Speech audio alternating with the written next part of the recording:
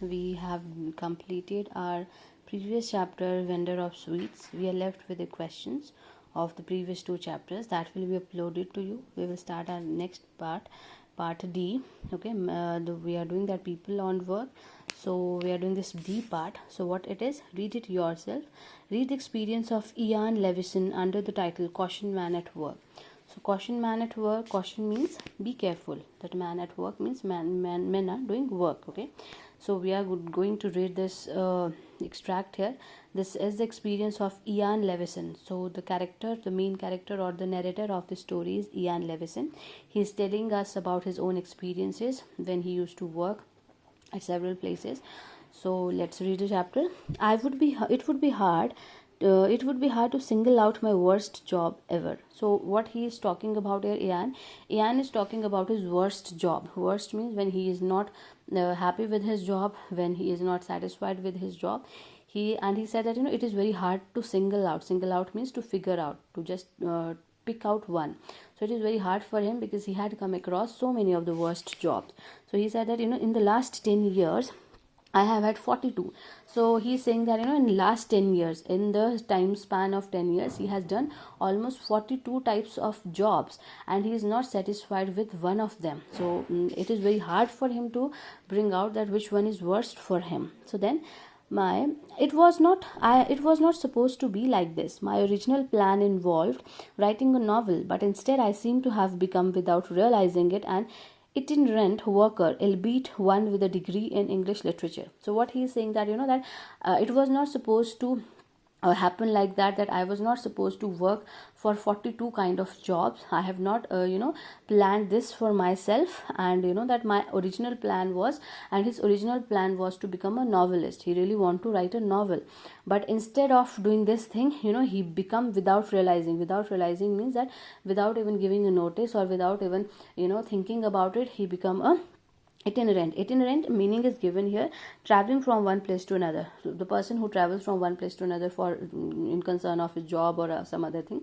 doing lots of jobs, so that he become that person. But he really want to become a novelist, but that doesn't happen with him. And he says that an albeit one with a degree, so he become an itinerant but with a degree of a English literature.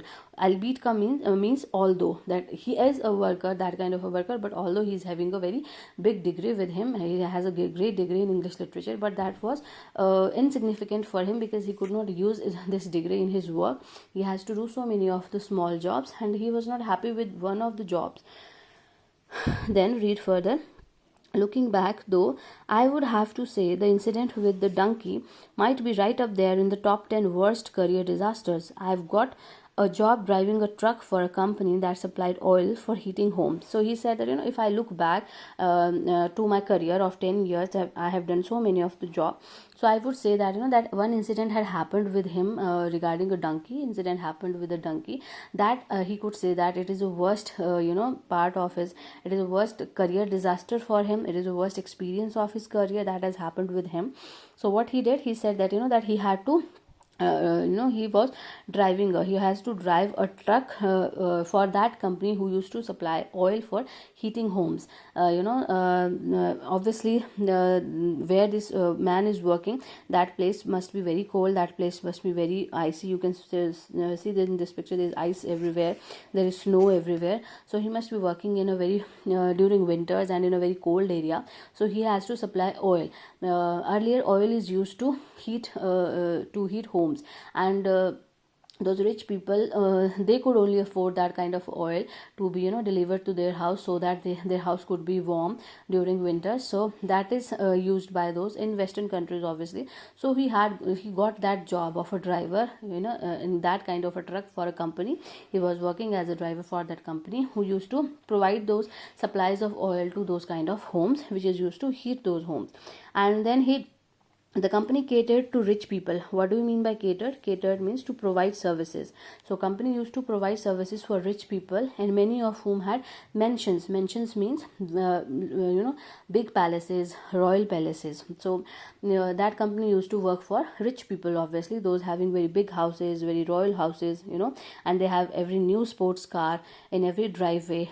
So he used to see new new cars in the streets. And when he drove around this that town, when he drove around that area, what he saw, he was just wondering about, he was just thinking that, that what these people used to do, what were their profession, that they are having so many of good houses, they're having so luxurious cars and luxurious vehicles. So what they usually do, so what he thought, he thought that, they did all these people, did all these houses belongs to geniuses and inventors of rocket engines and cures for diseases. So he was just figuring it out in his mind. He was just thinking about that, these big houses belong to the geniuses. Geniuses means very intelligent people, or the inventors of rocket. It means that to the science engineers, to the scientists, or a cures, are those persons who cure for diseases, to doctors.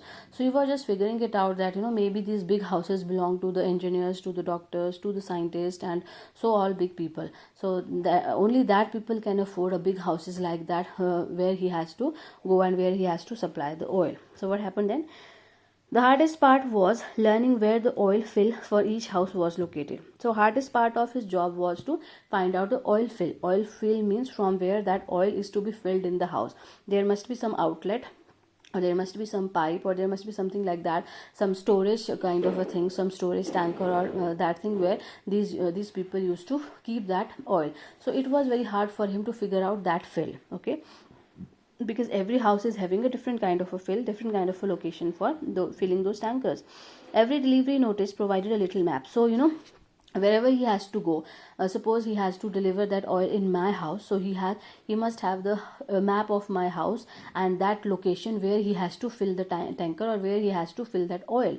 So he has provided that kind of a map for every house, and these maps are very small.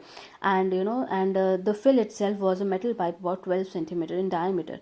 And with the thing he has to fill that oil, that was just a pipe, that was a 12 centimeter pipe. Okay, so he has to fill the oil with that pipe into the tankers, into the outlets where they were located in the house.